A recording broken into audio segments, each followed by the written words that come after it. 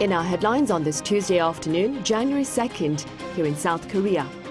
Local media outlets say dozens of lives have been lost and injured in Japan's Ishikawa prefecture amid a powerful earthquake measuring 7.6 on the Richter scale that struck the neighboring country this past Monday.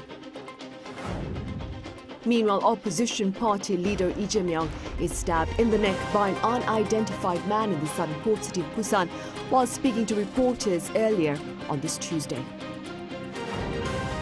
And South Korea's two-year term as a non-permanent member of the United Nations Security Council has begun with the start of 2024 amid armed confrontations in Ukraine and Gaza, as well as brewing tensions on the peninsula. Neighboring Japan is reeling in the aftermath of a powerful earthquake that has triggered additional tremor warnings as well as tsunami fears even here in Korea's coastal areas. Our Moon Hae-ryun starts us off. As the dust begins to settle following a powerful earthquake that hit central Japan on Monday, authorities are surveying the damage. The 7.6 magnitude quake struck the Ishikawa prefecture at around 4:10 p.m. local time. And while lower than the 9.0 earthquake which devastated the country back in 2011, the U.S. Geological Survey said it is the biggest earthquake recorded in that region in more than 4 decades. The Japan Meteorological Agency initially issued a major tsunami warning, the first since the 2011 earthquake and tsunami, but later downgraded it to an advisory, as the quake triggered waves of just over a meter high along Japan's west coast as well as South Korea. Japanese news agency NHK reported that at least 13 people have been confirmed dead as a result of the quake, and some 40,000 households in the region have experienced power cuts. Over 97,000 people across 9 prefectures in Japan are also said to have received orders to evacuate. With an unknown number of people still buried beneath the rubble and with no official figures regarding damage yet released, Japanese Prime Minister Fumio Kishida has instructed search and rescue teams to do everything possible to save lives. Airlines have also faced disruptions, with Japan Airlines cancelling most services to the Ishikawa and Niigata regions. South Korea's Ministry of the Interior and Safety set up an emergency response team as waves of up to 67 centimeters were recorded along the eastern coast of Gangwon-do province. 6 cities in the region issued an emergency warning text message to residents, telling them to evacuate boats and get to high ground. So far, no casualties or damage have been reported in the country, but as waves could remain high due to aftershocks, people have been told to stay away from coastlines. US President Joe Biden responded by promising any necessary assistance, calling Japan one of the country's close allies. With some 129 tremors being recorded following the initial quake, the JMA urged caution as there is a continued risk of earthquakes for the next 2 to 3 days. Moon Hae-ryun, Arirang News. Meanwhile, here on the local front, President Yoon Suk-yeol began his first workday of the new year by showing his commitment to the economy. As the first sitting president to attend the Securities and Derivatives Market opening ceremony at the Korea Exchange earlier on this Tuesday morning, President pledged to address the so-called Korea discount, adding that the local bourse is greatly undervalued despite the presence of global companies. As part of this pledge, he spoke of scrapping tax on financial investment and reforming the short-selling system. President Yoon also partook in the New Year celebration for the business community at the Korea Federation of SMEs. There he vowed to better support the service sector, advanced industries and youth startups, and to ease the financial burden of small businesses. And in his New Year's address to the public back on Monday, President Yoon Suk-yeol reaffirmed his commitment to economic stability and broader security. Our senior presidential correspondent Oh Soo-young covers his remarks. President Yoon Suk-yeol pledged fresh efforts to sustain export-driven growth in 2024 and to complete a joint system with the US within 6 months to deter any nuclear or missile threat by North Korea. In his New Year's address on Monday, Yoon pledged to make the country's economic recovery sustainable and something that people can notice in their daily lives. 새해 2024년은 대한민국 재도약의 중대한 전환점이 될 것입니다.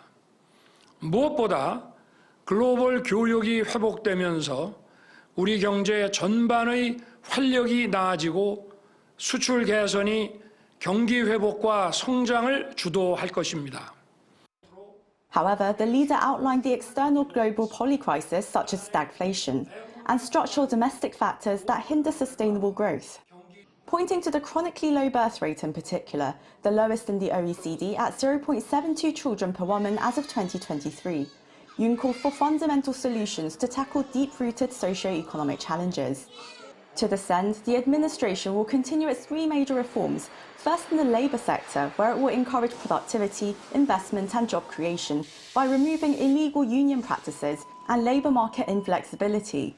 Second, in education, where it will nurture innovation and global talents. And third, by increasing the fiscal soundness of national pensions. The president also pledged to spur the country's export-driven growth by ramping up tax incentives for innovative industries, continuing his economic diplomacy and strengthening supply chains in critical minerals. 대한민국은 상대의 선의에 의존하는 불종적 평화가 아닌 힘에 의한 진정하고 항구적인 평화를 확고히 구축해 나아가고 있습니다. 튼튼한 안보로 자유로운 경제활동과 걱정 없는 일상을 뒷받침하겠습니다.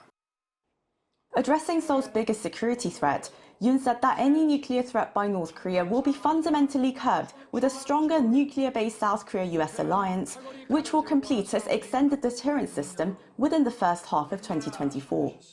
His Deputy National Security Advisor Kim Tae-ho said last month that the bilateral nuclear consultative group formed between the allies is expected to produce comprehensive guidelines by June on conducting nuclear responses to North Korea's provocations. The allies are also working to add nuclear response scenarios to joint military training this year, an unprecedented move in over 70 years of the alliance.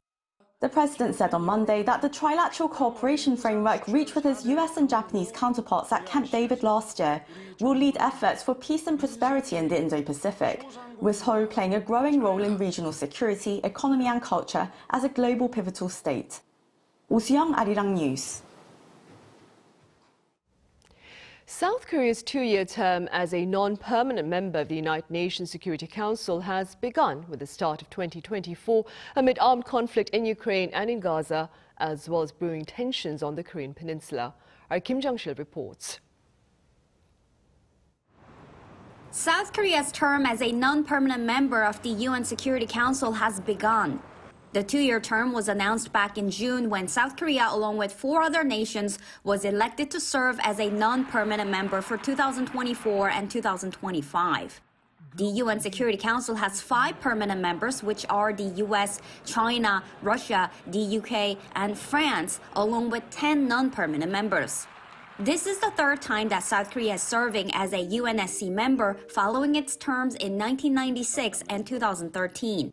The Security Council is the only UN body with the authority to issue binding resolutions to member states, so it's possible South Korea could raise its voice on North Korean nuclear and missile threats. It will be given the right to vote, submit draft resolutions, and summon meetings during the months that South Korea has the Security Council presidency. This year especially, South Korea will be working alongside the US, a permanent member, and Japan, which is already serving as a non-permanent member, so three-way cooperation on North Korean issues is expected. We will do our best to help the Security Council effectively respond to major challenges, including not only North Korean issues, but also issues in Ukraine, as well as in Israel-Palestine, that threaten the peace and security of the international community. But challenges remain. China and Russia, as permanent members of the Security Council, have been using their vetoes to block sanctions resolutions against Pyongyang. Experts say South Korea may need to first approach with trying to address North Korean human rights violations, as it may take some time to persuade China and Russia to change their views on North Korean nuclear issues. Kim Jung-sil, Arirang News. And Seoul's Defense Ministry has denounced North Korea's hostile military intentions. The denunciation follows North Korean leader Kim Jong-un's calls on his commanders to perfect the regime's military-ready posture, claiming the peninsula is inching closer to the brink of armed conflict. The ministry here on Tuesday condemned Pyongyang's persistent provocations, including its weapons testings, which it pointed out are prohibited by the UN Security Council.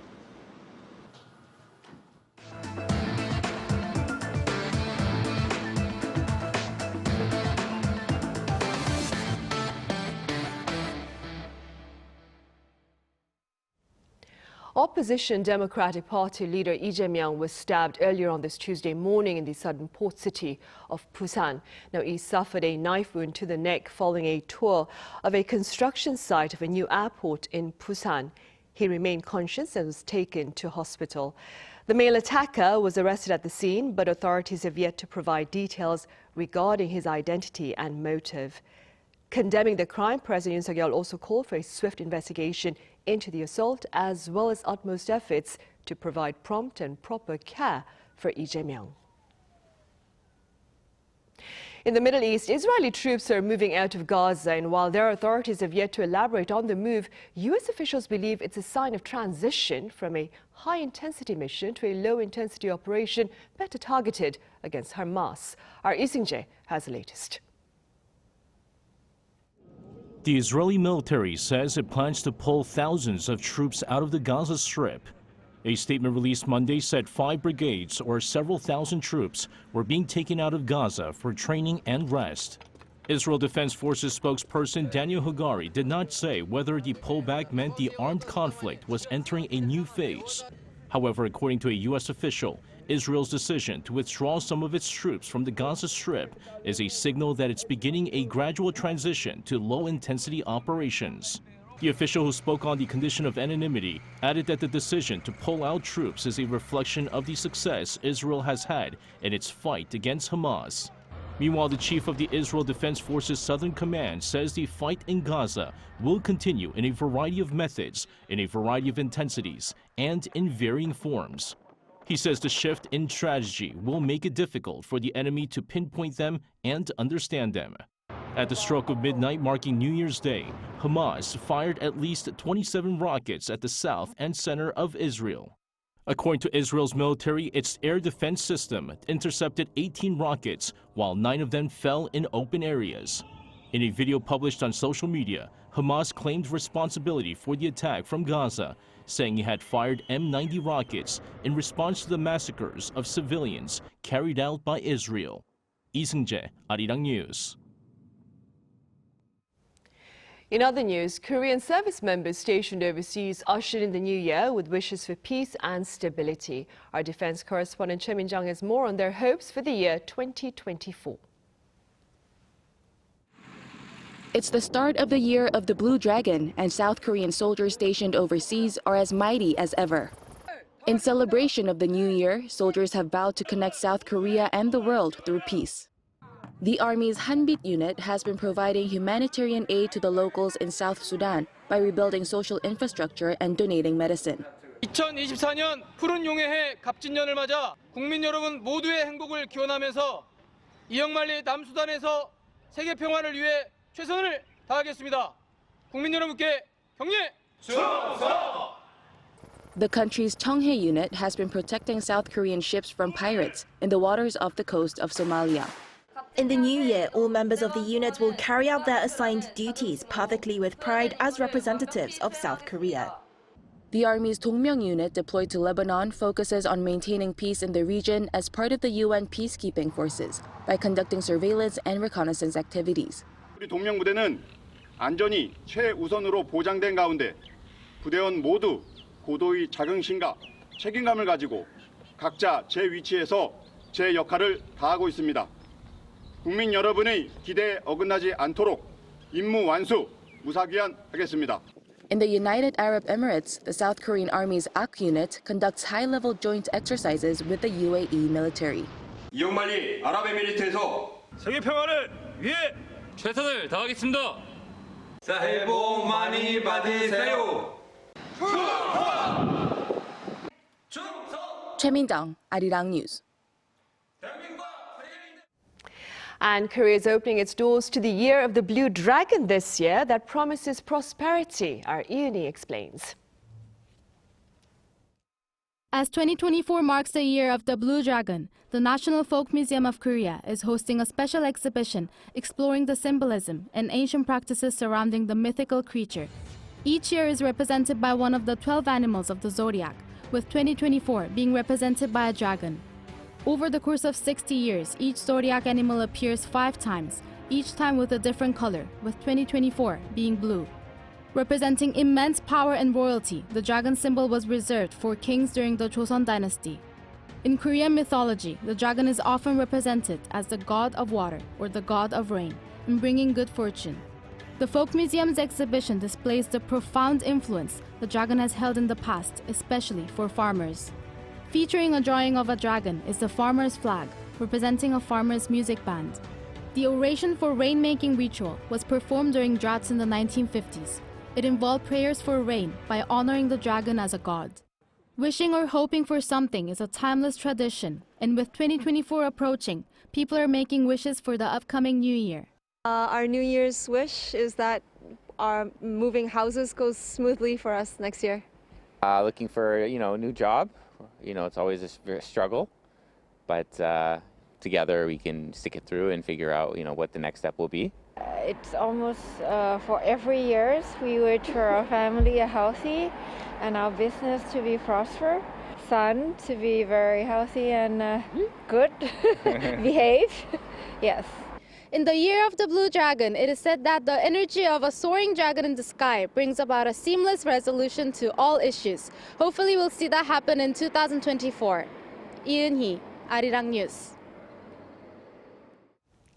And researchers here have come up with a relatively cleaner and more cost-effective way to recycle EV batteries. Our Yoon tells us how.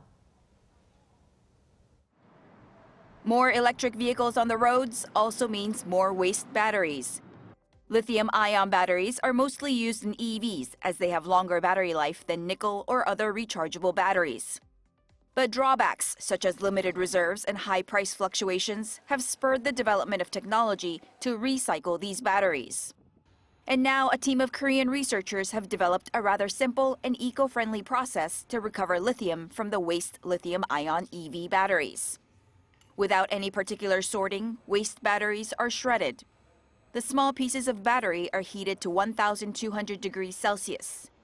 The heat breaks down the pieces to almost a powder state, which is then sieved to separate the graphite from the lithium compounds. The filtered lithium compounds are then purified, which allows lithium to be recovered to be used as new battery material. In a single process, graphite and metals from automobile batteries are separated. Compared to previous methods, the process is eco-friendly. The existing method of recovering lithium from waste batteries required heating the materials up to 1,400 degrees Celsius, at which point graphite is oxidized into carbon dioxide. But this latest method uses the characteristic of graphite where it reaches a fine powder state at around 1,200 degrees. The goal is to separate the graphite from the lithium, which is possible in a fine powder state. And as this requires a lower heating temperature, it saves energy and energy costs. This research team has completed its patent registration for this technology and is proceeding with patent registration in the United States, China, and Europe. Yoon, Arirang News.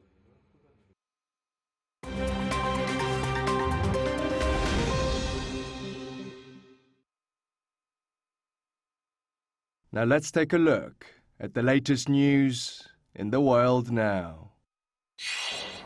Taiwan President Tsai in a New Year's Day speech on Monday called for peaceful coexistence with China. However, China's Xi Jinping said that reunification with Taiwan is a historical inevitability.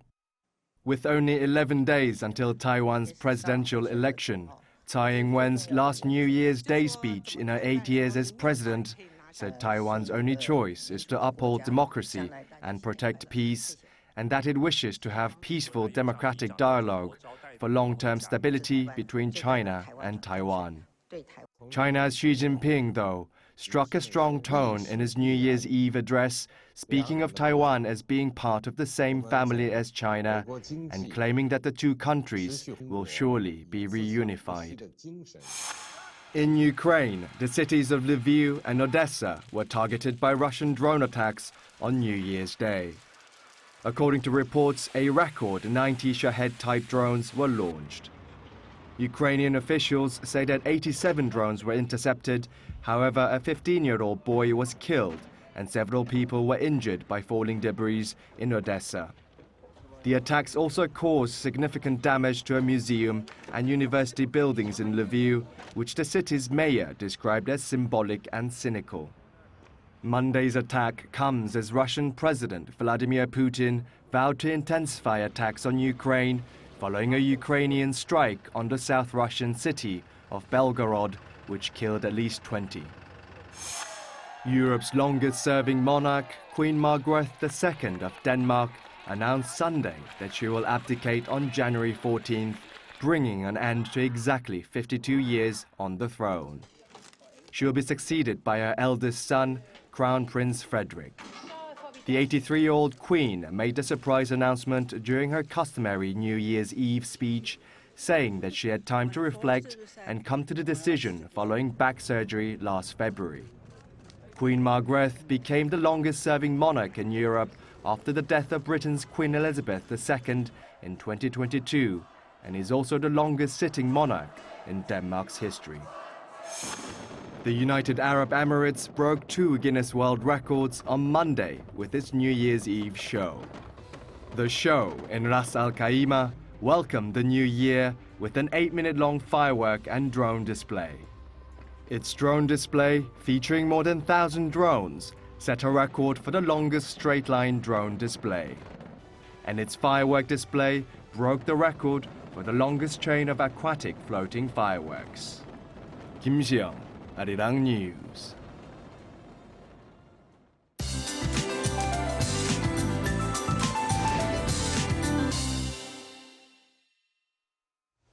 Good afternoon. We really missed the sunshine over the New Year's holiday weekend. It was cloudy all through the weekend with warmer temperatures. We are starting off the first workday of the new year on a cloudier note, with west of Gangwon-do, east of Gyeonggi-do, and Chungcheong-do provinces seeing light flurries today. If you're not much of a fan of freezing air, you will like this week's temperatures. It will continue to be milder than what it should be around this time of year for most of this week. Afternoon highs are 1 to 3 degrees higher than norms. Seoul tops out at 5 degrees, Gyeongju at 9 degrees this afternoon. There will be a mix of rain and snow tomorrow at dawn in southern parts of the country. Then central regions will receive that precipitation in the afternoon. Then there will be a brief cold snap on Thursday with an expected low of -4 degrees Celsius here in Seoul, but can't complain much about the chill, knowing we are getting close to midwinter. That's Korea for you, and here's a look at the international weather conditions.